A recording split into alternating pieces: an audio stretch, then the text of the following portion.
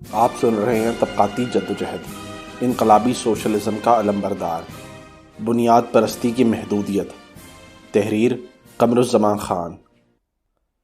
کسی انقلابی معروض کے برعکس عمومی صورتحال میں معاشرے مختلف سوچوں میں بٹے ہوئے ہوتے ہیں۔ ان سوچوں پر حکمران طبقات کے نظریات کی چھاپ ہوتی ہے۔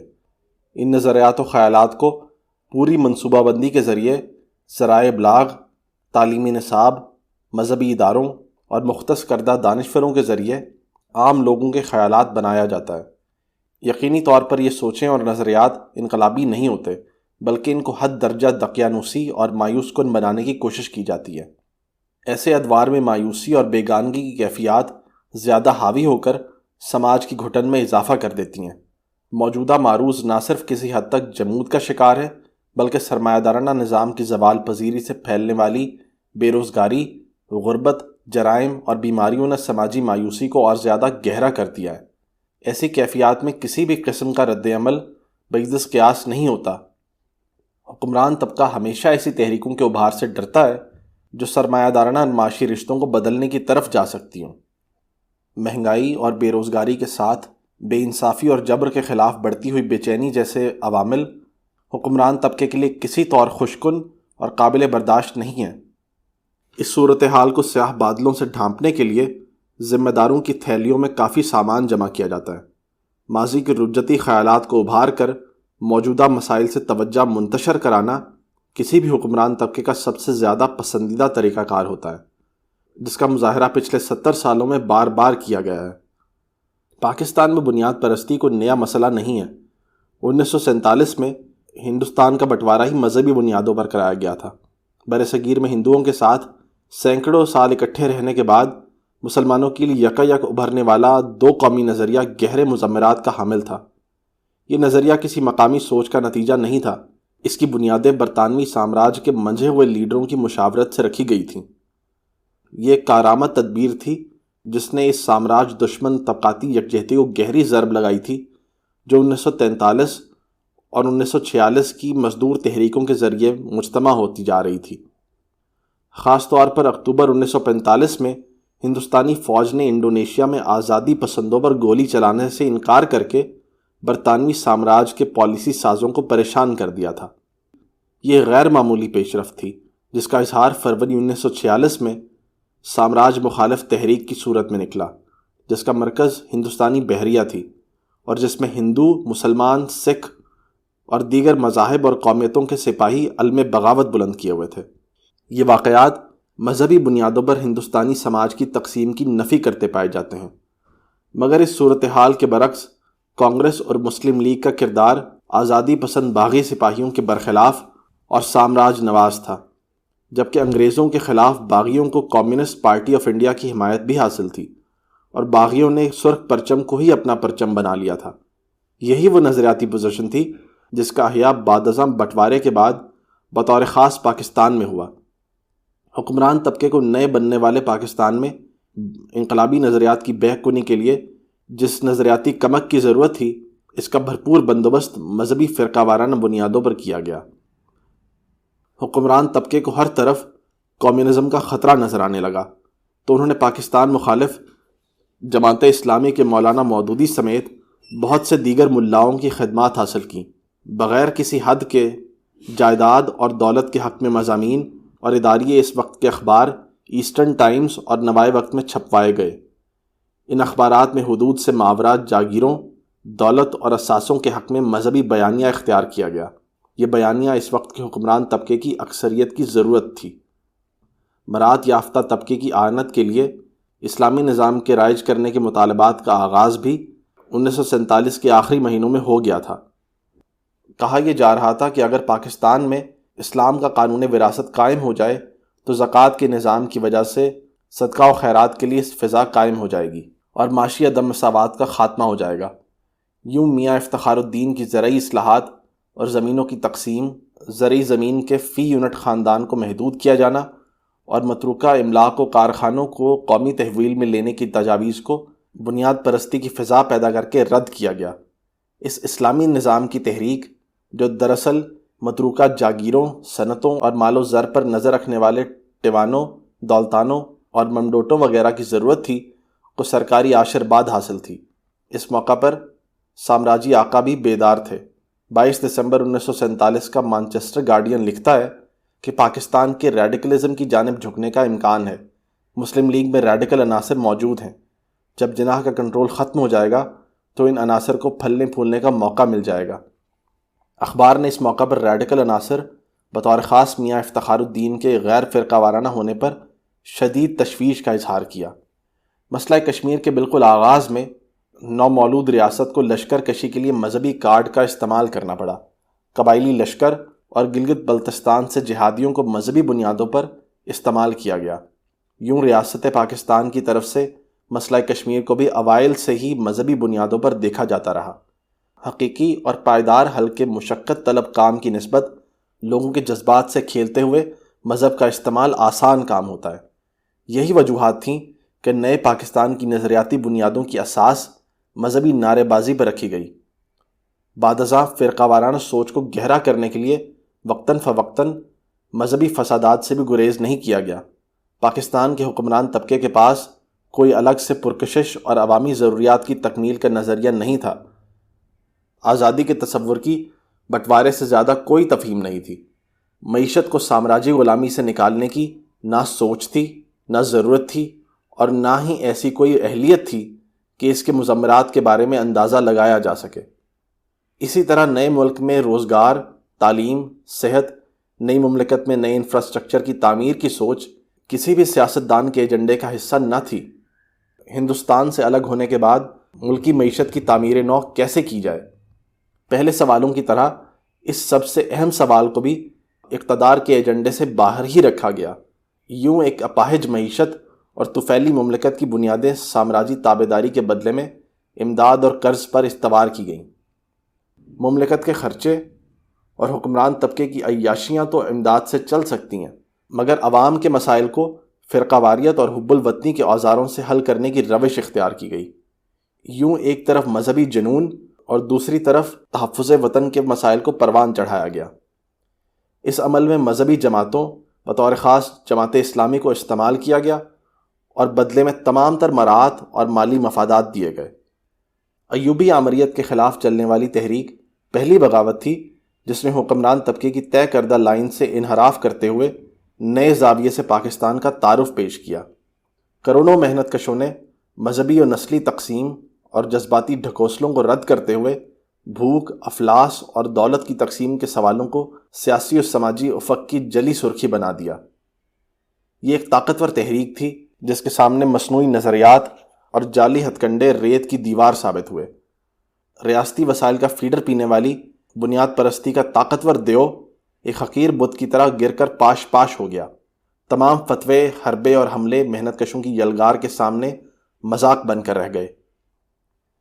اگر اس تحریک کے پاس انقلابی پارٹی اور واضح طور پر سوشلسٹ انقلاب کے اطلاق کا طریقہ کار ہوتا تو یہ حتمی کامیابی سے ہمکنار ہونے کی تمام تر طاقت اور صلاحیتوں سے مالا مال تھی۔ اس کی اسی داخلی کمزوری کا فائدہ اٹھا کر انقلاب کی منزل کی جستجو رکھنے والی اس تحریک کو انتخابات کی طرف موڑ دیا گیا۔ پاکستان بننے کے بعد یہ پہلی سیاسی مفاہمت تھی جس کا اعتراف مرحوم بھٹو نے اپنی کتاب اگر مجھے قتل کر دیا گیا میں بھی کیا تھا۔ بھٹو پاکستانی اسٹیبلشمنٹ کا مددگار اور ساتھی رہا تھا، مگر تحریک کے آغاز میں طبقاتی کشمکش کے ایجنڈے کو اختیار کرنے اور اسٹیبلشمنٹ کے مقاصد سے انحراف پر پاکستانی ریاست نے اس کو قرار واقعی سزا دی۔ بھٹو سے بھی نجات کے لیے 1976 میں تحریک لبیک سے بڑی بنیاد پرستی کھڑی کی گئی۔ اس کی نظریاتی، تنظیمی اور سیاسی تیاری مقتدر حلقے 1974 کے قادیانی مسئلے پر فسادات کے ذریعے کر چکے تھے۔ اس کو اگلے سال مارچ 1977 کے انتخابات کے نتائج رد کرنے اور تحریک نظام مصطفیٰ چلانے کے لیے قائم کیا گیا تھا۔ یہاں پر نہ صرف دائیں بازو کی مذہبی جماعتیں مجتمع تھیں، بلکہ آج ہی کی طرح نام نہاد بائیں بازو کی چند جماعتیں بھی پاکستان قومی اتحاد PNA کا حصہ تھیں۔ بھٹو کے 2 دہائی قاتل آج کی PDM میں اور چوتھا حصہ PDM کے مخالف قرار دی جانے والی قوتوں میں پایا جاتا ہے۔ بھٹو سے نجات کے بعد حاکمیت پھر بند گلی میں تھی۔ اس کے پاس بحرانوں کا کوئی حل نہ تھا۔ استعمال شدہ بنیاد پرستی اقتدار میں حصہ داری کے لیے تڑپ رہی تھی۔ اس کے زیادہ تر حصوں کو ضیاء الحق نے رد کر دیا۔ ضیاء الحق نے جماعت اسلامی کو مزدور یونینوں، طلبہ تحریک اور بنیادی حقوق کی مانگوں کے خلاف استعمال کیا اور سیاسی طور پر بنیاد پرستی کے نعم البدل کے طور پر نئی مسلم لیگ بنا لی۔ جونیجو کے بعد والی مسلم لیگ نظریاتی طور پر اتنی ہی زہریلی تھی جتنی آج کی تحریک لبیک ہے۔ اس مسلم لیگ کو عوامی مینڈیٹ کے خلاف خوب استعمال کیا گیا۔ فرقہ وارانہ ہتھیاروں سے مسلح یہی مسلم لیگ تحریک طالبان کے ساتھی اور مددگار اور القاعدہ کے سربراہ اسامہ بن لادن کے اشتراک سے پاکستان میں جمہوری حکومتوں کو الٹنے کی سازشوں میں ملوث رہی ہے۔ مسلم لیگ کے بھرپور استعمال سے اس کی قیادت کو اپنے ناگزیر ہونے کے زوم نے راندہ درگاہ کرا دیا۔ ماضی میں امریکی سامراج کی خواہش اور حکمت عملی کے تحت پاکستانی عسکری اداروں نے افغانستان میں مداخلت کے لیے پراکسی جنگ کا طریقہ کار اختیار کیا۔ اس جنگ کا ایندھن بنیاد پرستی سے اٹھایا گیا۔ یوں ایک بڑی سپاہ کو ناقابل یقین وسائل سے تیار کر کے افغانستان کی بربادی کے لیے جھونک دیا گیا۔ جنگ کے خاتمے کے بعد بھی افغانستان کو تاراج کرنا بند نہ کیا گیا۔ اپنی تیار کردہ بنیاد پرستی اور اس کے افغان حلیفوں پر مبنی طالبان حکومت قائم کی گئی۔ افغانستان، سعودی عرب، امارات اور پاکستان سمیت مسلمان ممالک کے ایک قابل ذکر حصے کے نزدیک یہ ایک حقیقی اسلامی مملکت تھی، مگر تضاد یہ تھا کہ وہ ایک طرف اس حکومت کو تسلیم کرتے اور اس کے نظام کو حقیقی اسلامی نظام قرار دیتے تھے، مگر وہ اپنی مملکتوں میں اس نظام کو رائج کرنے کے لیے تیار نہ تھے۔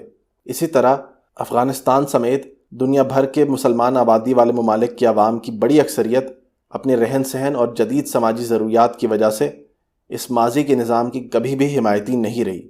وہ جدید تمدن کو چھوڑ کر غاروں اور پتھر کی زندگی کی طرف مراجعت کے لیے کسی طور آمادہ نہیں تھے۔ پراکسی جنگ کی پالیسی سے واپس پلٹنے کے باوجود لاکھوں کی تعداد میں طالبان، مجاہدین، لشکر، جیش اور مختلف ناموں کے گروہ مجھے کام بتاؤ میں کس کو کھاؤں کے نعرے مارتے پھرتے تھے۔ پھر یہ افریت ملک کے اندر مذہبی نظام کے قیام کی طرف گامزن ہو گئی۔ سوات میں شریعت قائم کر دی گئی۔ وزیرستان میں انہی کا راج قائم ہو گیا، مگر یہ نظام جو قائم کیا گیا تھا وہ نہ تو عوام میں جڑے رکھتا تھا اور اس لیے قابل قبول بھی نہیں تھا، اور نہ ہی اس افریت کے پالن ہار ہی اپنے اس پالتو کو طے شدہ اہداف سے آگے قبول کرنے کے لیے تیار تھے۔ جس مذہبی نظام کو وہ قائم کرنا چاہ رہے تھے اور کچھ جگہوں پر اس کا اطلاق بھی کر چکے تھے، وہ جدید طرز زندگی رکھنے والے حکمران طبقے کے لیے کسی طور قابل قبول نہیں تھا۔ جدید معیشت، معاشرت اور سیاست کو ماضی کے اصولوں کے مطابق اگر چلانا ممکن ہوتا تو کم از کم ایران اور سعودی عرب میں رچائے گئے بنیاد پرستی کے ڈھونگ سماجی بنیادیں حاصل کر چکے ہوتے۔